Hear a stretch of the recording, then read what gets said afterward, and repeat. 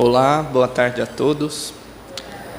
Primeiramente, agradecer a Deus pela oportunidade de estar aqui novamente, podendo passar um pouco da nossa reflexão de hoje, que vai ser sobre a gratidão. E também agradecer à diretoria da casa pelo convite novamente. Bom, a nossa reflexão tem por referências bibliográficas Psicologia da Gratidão, de Joana de Ângeles, o livro Pão Nosso, de Chico Xavier, além do livro A Vida Escreve, também de Chico Xavier. Para iniciar, uma breve história de Jerônimo Mendonça, conhecido como Gigante Deitado. Para quem ainda não o conhece, nunca ouviu falar, Jerônimo foi um grande trabalhador, palestrante, escritor espírita do século passado, e que ainda na mocidade se viu vítima de uma doença degenerativa que veio a tirar os movimentos de suas pernas. E ele passou grande parte de sua vida numa cama deitado. E nessa cama deitado ele fazia as palestras, as exposições. E depois ainda ele teve a perda da visão devido a um problema de coração. E a história é sobre um rico fazendeiro do interior de São Paulo, e em que esse homem havia vendido a sua fazenda a um terceiro naquela ocasião, e eles sofreram um golpe em que ele recebeu uma nota fria, sem valor, e acabou ficando sem a fazenda e sem o dinheiro. E em meio a todo esse caos, ele acostumado a dar conforto para a sua família, regalias para a sua família, a sua família começou a cobrar dele tudo isso, que ele não mais tinha condições de dar.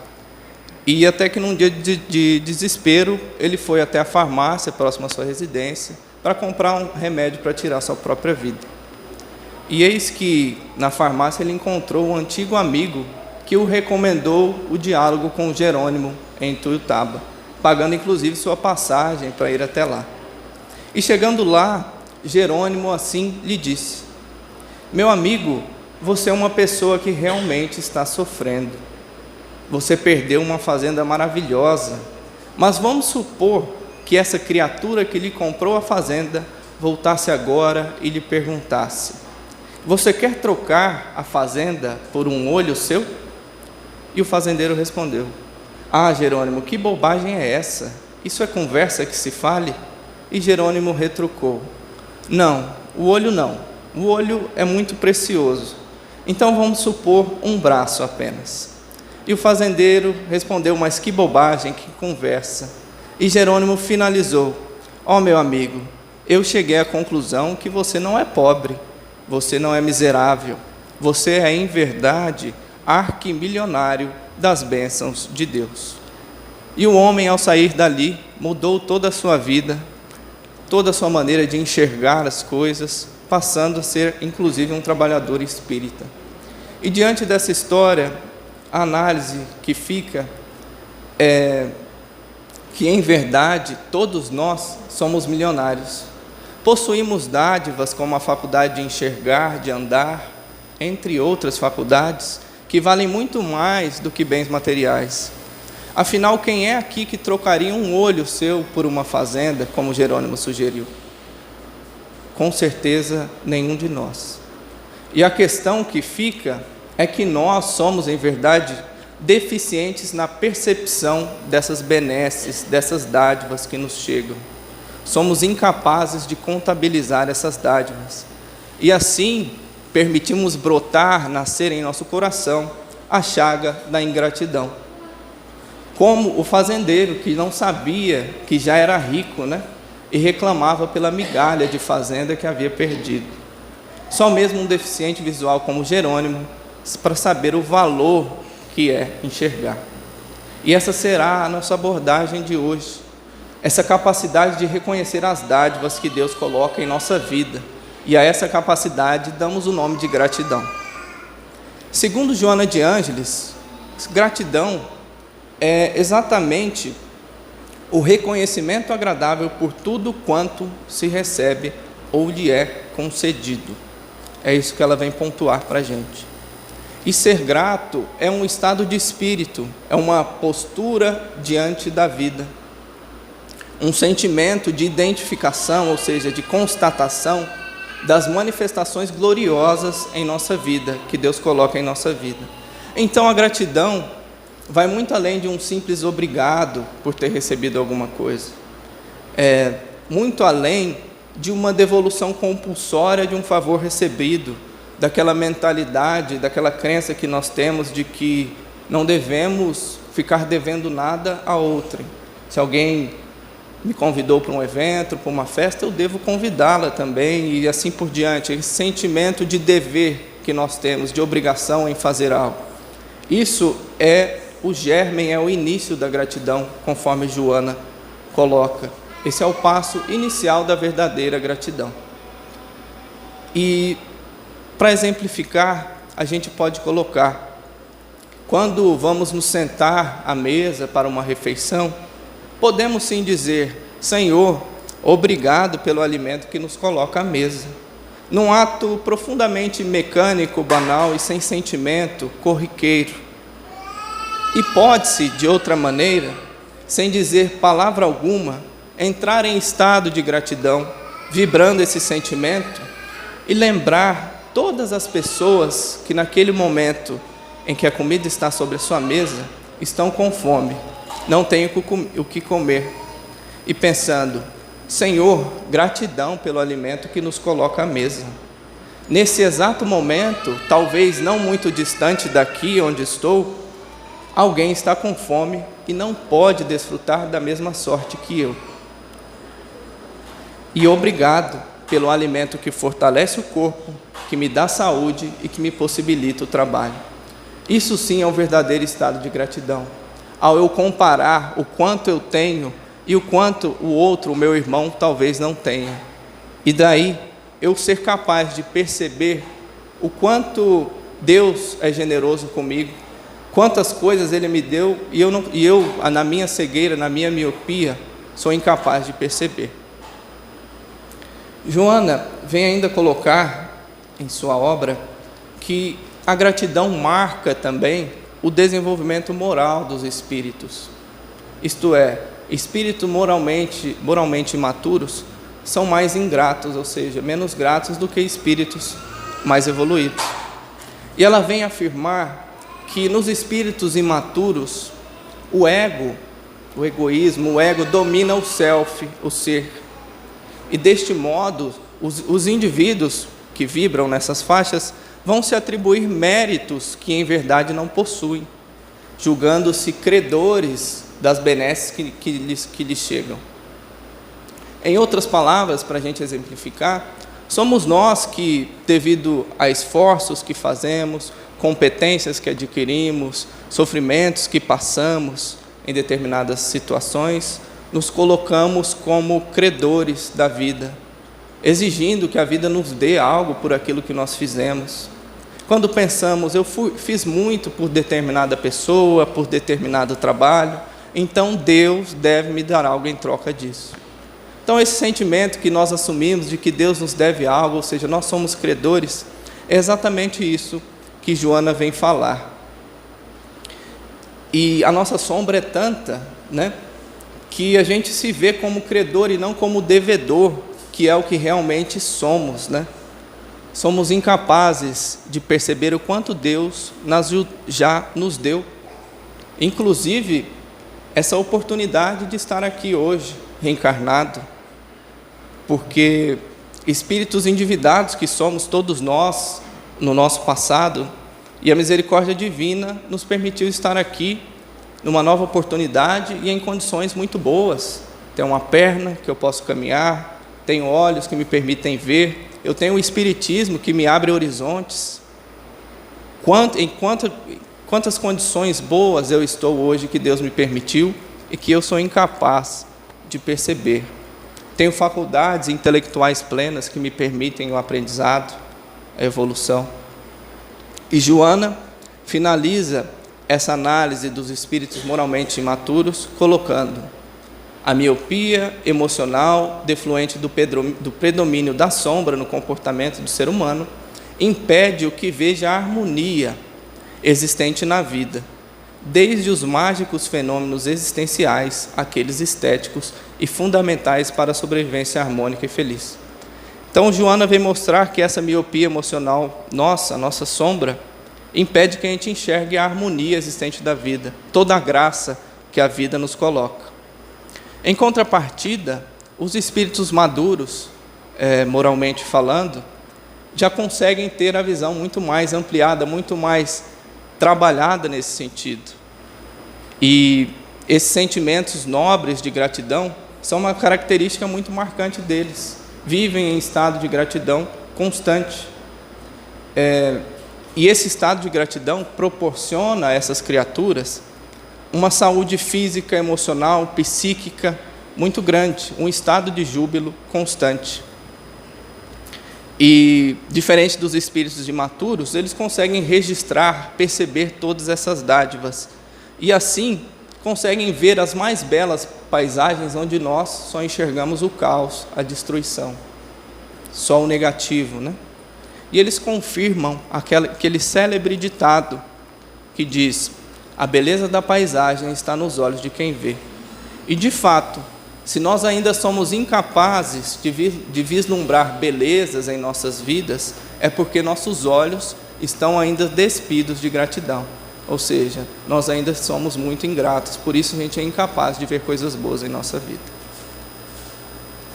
E dando continuidade à questão da gratidão, Joana também ressalta os diversos níveis, os 3 níveis de gratidão, pelo qual nós passamos ao longo de nossa evolução espiritual. E o primeiro nível seria o nível mais tranquilo, o nível mais fácil que nós vamos vivenciar, que seria agradecer pelo bem que nos chega. Ou seja, reconhecer tudo aquilo de bom que eu tenho em minha vida. O espiritismo, enquanto religião, a minha saúde, a minha família, a minha casa, o meu equilíbrio psicológico, emocional, o ar que eu respiro, o alimento que me vem à mesa, e assim superar essa miopia que todos nós trazemos, né? E tenho certeza que a maioria de nós ainda derrapa nesse primeiro nível.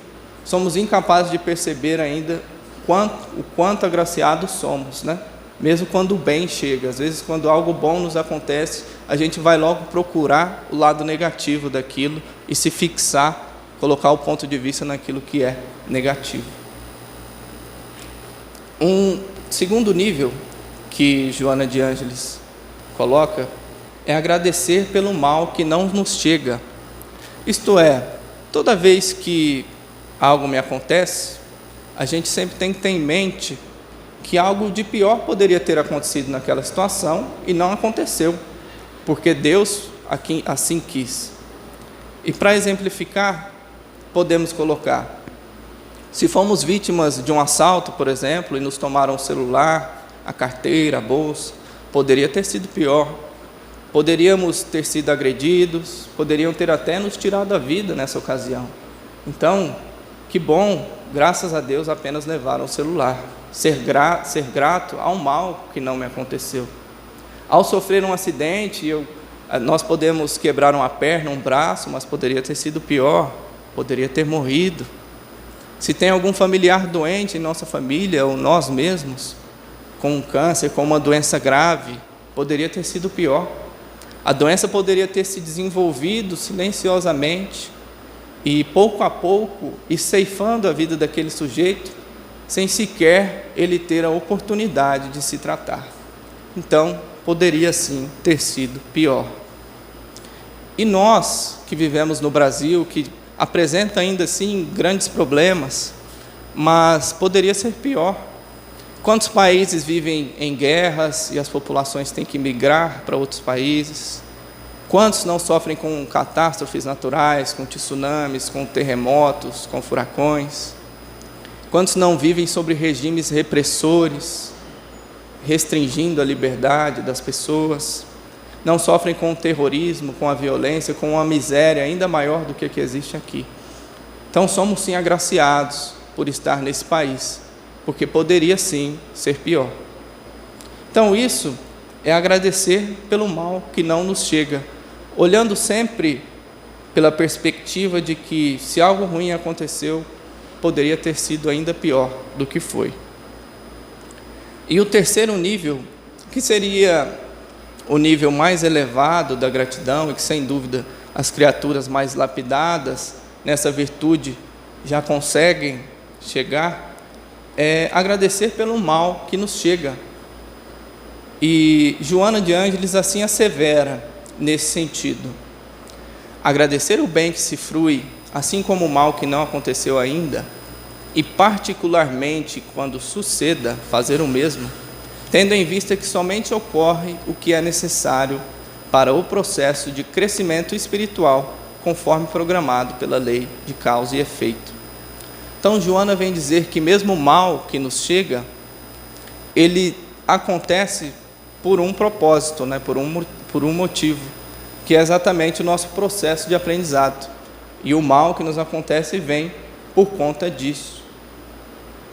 E o psicólogo espírita Marlon Reikdal vem esclarecer em sua palestra uma linha de raciocínio bastante interessante, que é exatamente a culpa que muitas vezes nós atribuímos aos nossos inimigos, às pessoas que nos causam prejuízos, E a gente vai às vezes perseguir aqueles indivíduos depois de sofrer com eles, nós vamos persegui-los com blasfêmias, calúnias, vingança, vamos guardar mágoa e ressentimento, crendo que são eles os responsáveis pela destruição psíquica, emocional, financeira, material em nossas vidas. E Marlon vem esclarecer que a gente cai nessa ilusão, porque esquecemos que, em verdade, esses irmãos são apenas instrumentos divinos para o nosso aperfeiçoamento. Eles que vão nos burilar, vão nos lapidar. E é preciso lembrar que Deus permitiu que isso acontecesse.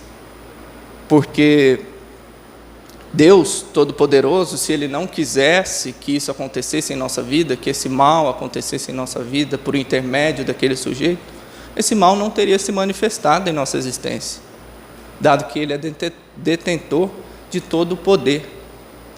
E quantas vezes nós já testemunhamos na mídia casos milagrosos de pessoas que são livradas da morte, Alguém que pega um avião, que deixa de pegar um avião que caiu, ou alguém que entra numa aeronave e essa cai e ele ainda assim se safa. Nisso fica claro o poder da intercessão divina para a não manifestação de algum acontecimento. Então é preciso lembrar que se fui ferido por aquele irmão, se alguém causou alguma coisa a mim, é porque era para acontecer, e Deus permitiu que acontecesse, e isso tem um motivo. Por isso é preciso ser grato a esse mal que acontece. E Marlon ainda explica que, por trazer essa necessidade de aprendizado em nós, ou seja, eu preciso trabalhar a minha humildade, eu preciso trabalhar a minha paciência, assim por diante, por trazer essa necessidade de aprendizado em nós, Marlon diz que se não fosse aquele indivíduo em específico, seria um segundo numa outra circunstância, e se não fosse esse segundo, seria ainda um terceiro e assim por diante, porque nós precisávamos daquela experiência para o nosso amadurecimento. Isso nos leva a uma percepção bastante confortadora da vida, de que os acontecimentos que nos chegam não são aleatórios, de que não são obras do acaso, e eles sim acontecem para nós com um propósito específico, e Deus vai utilizar pessoas e circunstâncias para cumprir o seu propósito de nos fazer aprender, tudo sob sua permissão. E nós devemos render graças a Deus a esses acontecimentos, ainda que eles nos causem dor. E nesse contexto, o apóstolo Paulo, na primeira epístola aos Tessalonicenses, vem dizer: em tudo dai graças, porque é a vontade de Deus em Cristo Jesus para convosco. Ou seja, nada mais do que a vontade de Deus está sendo cumprida na sua vida. E Emmanuel, sob psicografia de Chico, vem dizer no livro Pão Nosso: não nos espantem dificuldades ou imprevistos dolorosos. Nem sempre o socorro de cima surge em forma de manjar celeste. Comumente aparece na feição de recurso menos desejável. Lembremos-nos, porém, de que o homem sob perigo de afogamento nas águas profundas que cobrem o abismo, por vezes só consegue ser salvo ao preço de rudes golpes. Rendamos graças, pois todas as experiências do caminho evolutivo na procura da vontade divina em Jesus Cristo, nosso Senhor. Então, o que Emmanuel vem dizer é que nem sempre o aprendizado vai vir na forma de manjar celeste, vai ser de forma pacífica e branda, né? Nem sempre vai vir assim. Às vezes, quando nos encontramos nos abismos, conforme ele faz referência, o aprendizado vai ter que ser doloroso e vai vir sob forma de rudes golpes. E às vezes vai vir em forma de mal, vai chegar em forma de mal para nós. E é preciso agradecer, porque o melhor está acontecendo em nossas vidas. E para exemplificar esse raciocínio, há um conto oriental bastante interessante, sobre um velho fazendeiro que trabalhou em seu campo por muitos anos, e um dia o seu cavalo fugiu, e ao saber das notícias, a vizinhança logo falou: que má sorte a desse fazendeiro. E o fazendeiro calmamente retrucou: talvez. Na manhã seguinte, esse cavalo que havia fugido voltou com mais 3 cavalos selvagens para a propriedade. Que maravilhoso! Exclamou a vizinhança. O velho homem apenas replicou: talvez. E no dia seguinte, seu filho tentou domar um dos cavalos e foi derrubado e quebrou a perna. Os vizinhos novamente vieram para dizer: que pena que aconteceu isso com seu filho. E o fazendeiro respondeu: talvez. E no próximo dia, oficiais militares vieram à vila para convocar todos os jovens ao serviço obrigatório no exército, que iria entrar em guerra. Vendo que o filho estava doente, com a perna quebrada, eles o dispensaram. Os vizinhos congratularam o fazendeiro e ele disse: talvez. E diante disso, fica a reflexão para nós. Nós temos capacidade, nós temos discernimento para julgar qualquer acontecimento que nos acontece como ruim, como negativo? A resposta, talvez, desse fazendeiro nos mostra que não, porque nós não sabemos o propósito daquilo. Talvez o mal de hoje seja o livramento de algo ainda pior amanhã, conforme fica claro na história. Ou ainda, um aprendizado que precisamos tomar hoje, porque esse aprendizado de hoje vai me poupar de sofrimentos no futuro. E se eu não tomar esse aprendizado hoje, amanhã vai ser ainda pior. Assim, rendamos graças a tudo, porque o melhor está sempre acontecendo em nossa vida. E no livro A Vida Escreve, de Chico Xavier, temos a curiosa história de Saturnino Ferreira, para demonstrar a questão da gratidão ao mal que nos chega.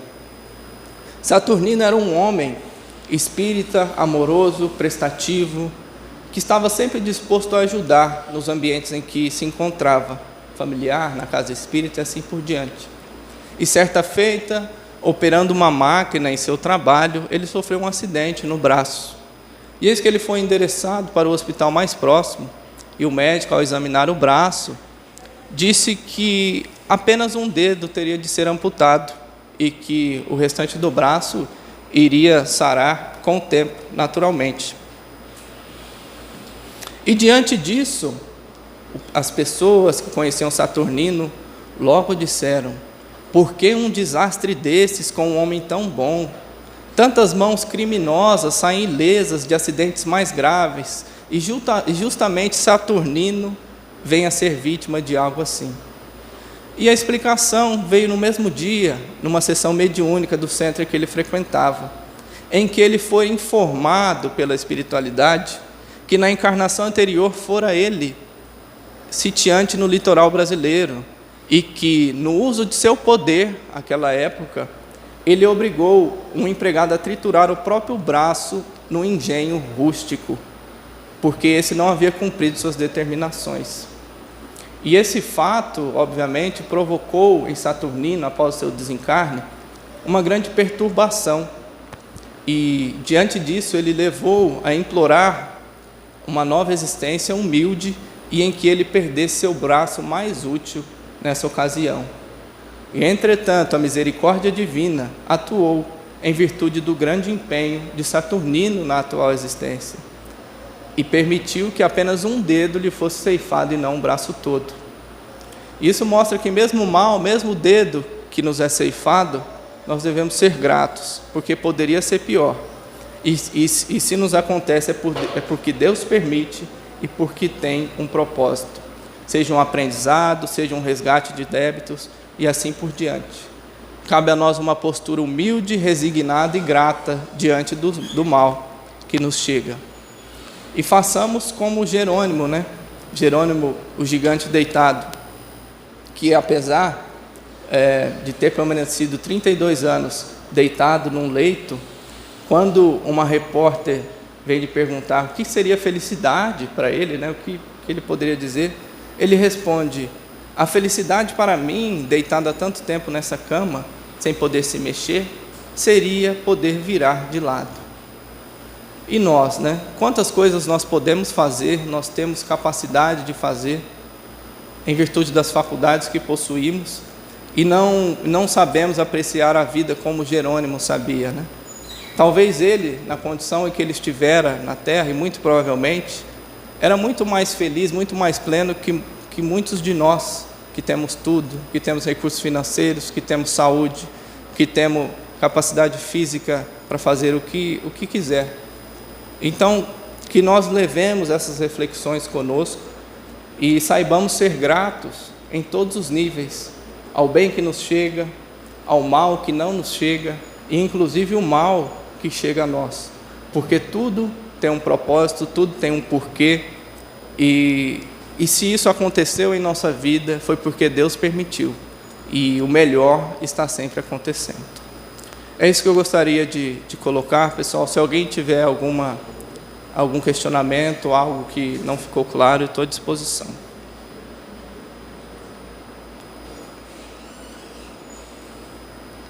Se não, vou fazer o encerramento e depois a gente vai para os passos. Senhor, agradecemos pelas reflexões aqui trabalhadas, que nós possamos sair daqui muito mais empenhados em cultivar em nossos corações a gratidão, que aos poucos a sombra